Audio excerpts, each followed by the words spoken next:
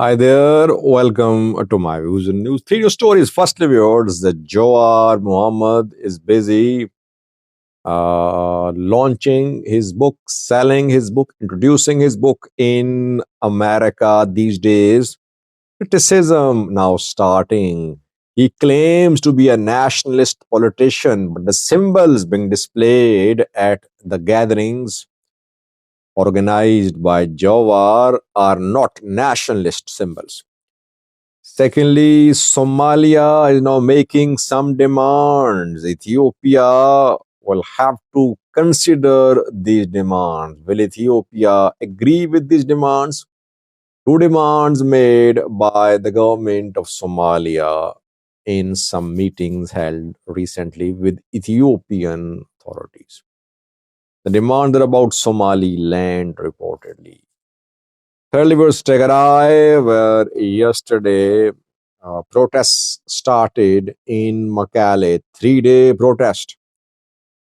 Would it turn into a political protest? TPLF, Tigray interim government, both claim to be backing the protest, but it seems that the protest is going to be used by one of these two parties against the other.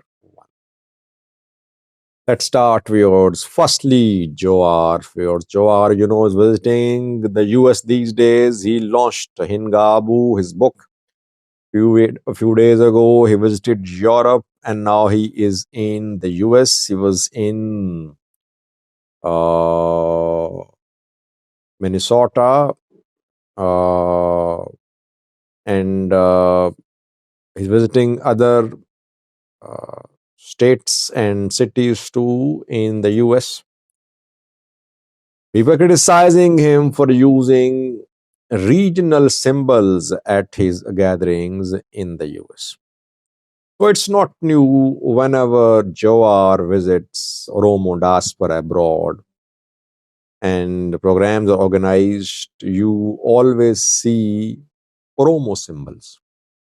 Watch a clip first. You can see what type of symbols are displayed at this gathering. Take a look at this. Take a look at the symbols displayed in this video. Then we'll try to talk a little about it.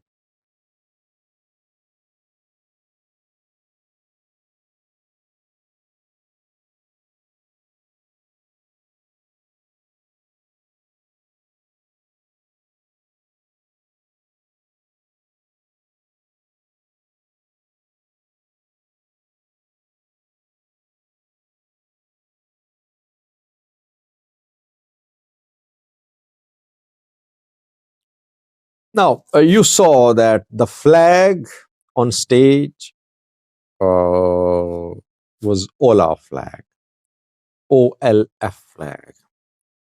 I never see Ethiopian flags on stage when Oromo diaspora community members meet.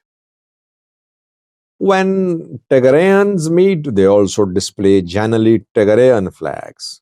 What about Amharas? Generally, when Amharas meet, they display Ethiopian flag. Though Fano fighters use Ethiopian flag without a sign in the middle, they say this sign was added by EPRDF government. You can clearly see that on the stage where Jawar spoke, Ola flag was displayed, and this is what always happens. What does it mean? Does it mean that Jawar agrees with this type of narrative, Romo narrative, or is he helpless? And he claims to be a nationalist politician, by the way. He talks about Ethiopia. But even nationalist politicians in Ethiopia, they need to have some support base. Their support base is their ethnic affiliation. Joar is from Oromia, so his main support base is from Oromia. Abi is also from Oromia, his support base is from Oromia. The Bratzian is from Tigray. His main support base is in Tigray. Gedu under Geju is from Amhara. His main support base is in Amhara.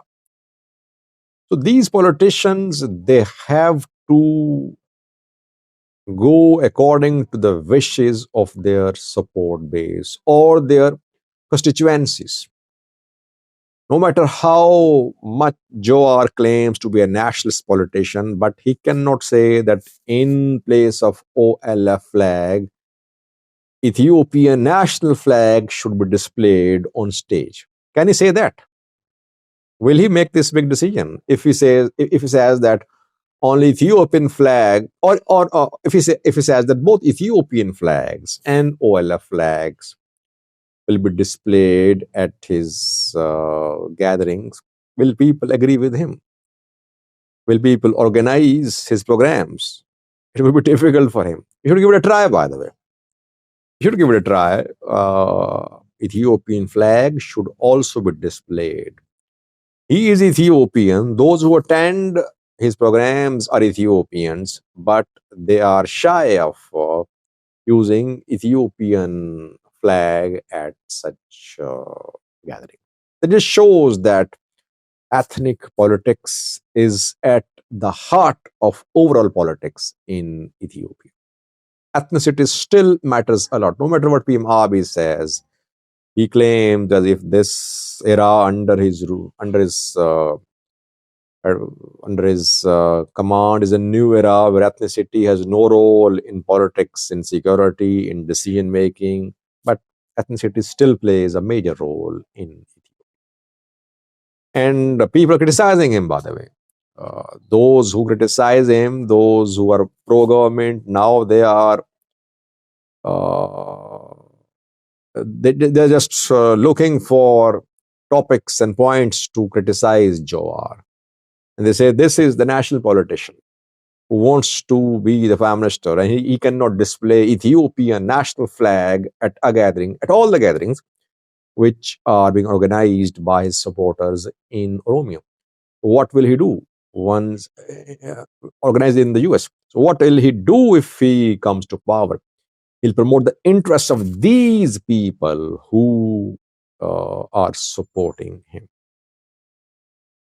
Secondly, viewers, Somalia is making some demands now. Ethiopia is considering the demands. The two countries agreed to normalize the relations 3 days ago when Hassan Sheikh, the president, visited Ethiopia. They agreed to restore diplomatic relations as well. But Somalia's demands are about Somaliland. Ethiopia upgraded its embassy in Somaliland, and it upgraded Somaliland's embassy, Somaliland's diplomatic presence in Ethiopia.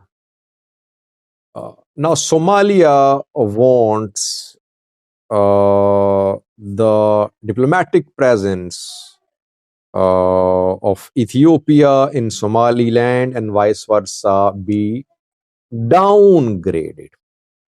Somalia has long been opposing the diplomatic privileges given to Somaliland's diplomats in Ethiopia. Reportedly, in recent meetings between the two sides, Somalia's government asked Ethiopian government to downgrade the Somaliland embassy in Addis Ababa and consider it as a trade center. And secondly, Somalia's government asked Ethiopia to downgrade its